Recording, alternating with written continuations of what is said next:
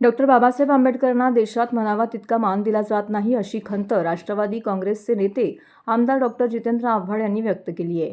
राष्ट्रवादी काँग्रेस शरदचंद्र पवार पक्षातर्फे टाउन हॉलमध्ये डॉक्टर बाबासाहेब आंबेडकर यांच्या दुर्मिळ छायाचित्रांचं प्रदर्शन भरवण्यात आलं असून त्याचं उद्घाटन ठाणे वैभवचे संपादक मिलिंद बल्लाळ यांच्या हस्ते करण्यात आलं.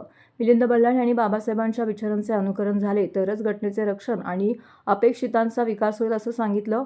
भारतीय समाजात समावेशता असणं गरजेचं आहे, परंतु प्रचलित राजकारण त्यास बगल देत आहे असं निरीक्षण श्री बल्लाळ यांनी नोंदवलं. समाज आत्मविश्वास गमावून बसल्याचं अनेकदा जाणवते, कारण तो बाबासाहेबांच्या शिका संघटित व्हा, संघर्ष करा या मंत्रापासून भरकटला आहे असंही बल्लाळ यांनी स्पष्ट केलंय.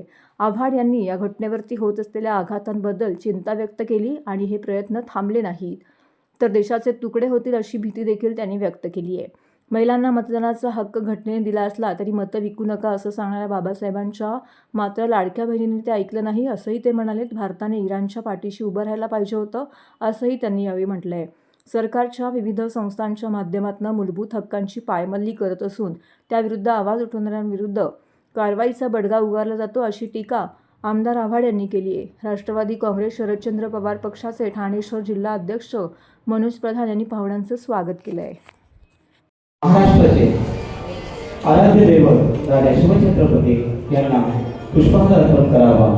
त्यानंतर महात्मा ज्योतिबा फुले, राजर्षी शाहू महाराज आणि तुम्हा सर्वांचे लाडके डॉक्टर बाबासाहेब आंबेडकर यांच्या प्रतिमेला पुष्पांजली अर्पण करावा.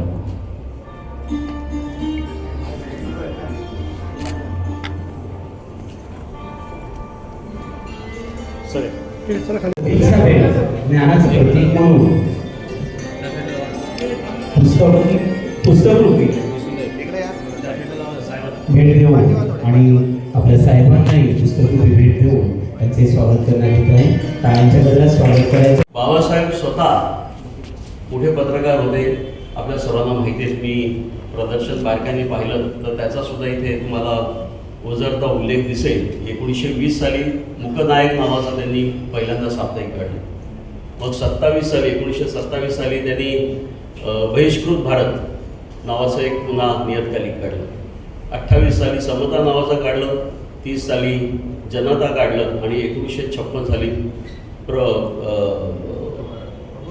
प्रबुद्ध भारत याचं त्यांनी प्रकाशन केलं आणि ते व्यवस्थित काढायचं. त्याचं कारण असं होतं की केवळ त्यावेळेच्या घडामोडी आपण द्यायच्या नाहीत, तर त्या घडामोडींमागचं जे काही समाजकारण आहे, राजकारण आहे आणि जे विचारमंथन आहे ते बाबासाहेबांची तळमळ होती की ते लोकांपर्यंत जायला पाहिजे. लोकांनी त्यातनं काहीतरी बोध घेतला पाहिजे, शिकलं पाहिजे. पहिल्यांदा सांगितलेलं जेव्हा मतदानाचा अधिकार दिला की तुमची मतं विकू नका, डॉक्टर बाबासाहेब आंबेडकरांनी अतिशय स्पष्ट शब्दात सांगितलेलं तुमची मतं विकू नका, गरिबीत दिवस काढा पण कशाचेही पैसे घेऊ नका, एक वेळ अंगावर कपडे नसतील तरी चालतील, कालचे कपडे आज धुवून घाला पण स्वतःला विकू नका.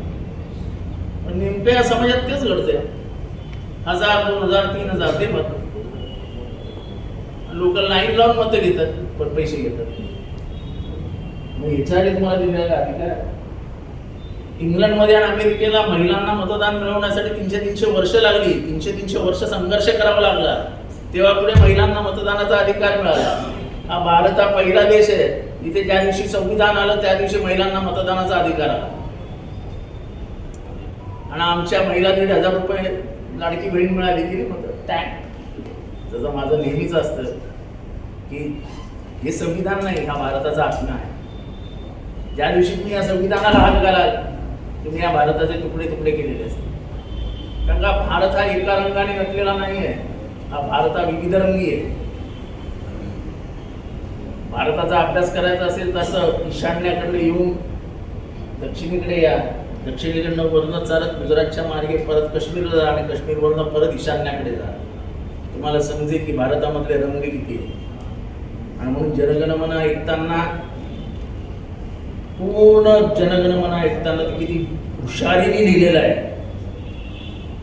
आणि कसे त्याच्यात सगळे भारताचे रंग, भारताच्या नद्या, भारताचे डोंगर दऱ्या यांचं कसं वर्णन आहे त्या जनगणमनमध्ये पूर्ण लिहिलेलं आहे तिथे.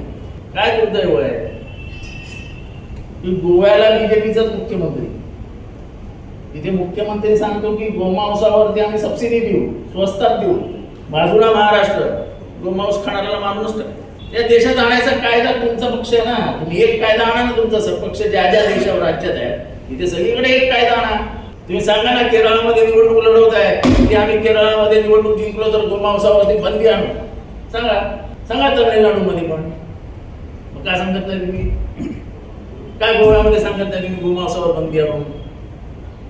ती नेमकी महाराष्ट्रातच का हवी असते तुम्हाला? हे प्रश्न विचारले की लोक असे त्या काय जितेंद्र काही प्रश्न विचारतो, हे काय बरोबर आहे, हे काय काय बरोबर आहे, बरोबर काय? कोणाला काय खायचंय, कोणाला काय प्यायचंय पिऊ द्या ना, तुमच्या बापाचं काय जातंय? आणि हे स्वातंत्र्य तुम्हाला संविधानात फंडामेंटल प्रिन्सिपल, मूलभूत स्वाधिकार जे आहेत त्याच्यातनं दिलेलं ना, right to freedom of speech. बोलायला गेले की तू कुणाला कामराला पण आतमध्ये आणि बाकी जे बोलतात तेही आतमध्ये लावलेलं आहे.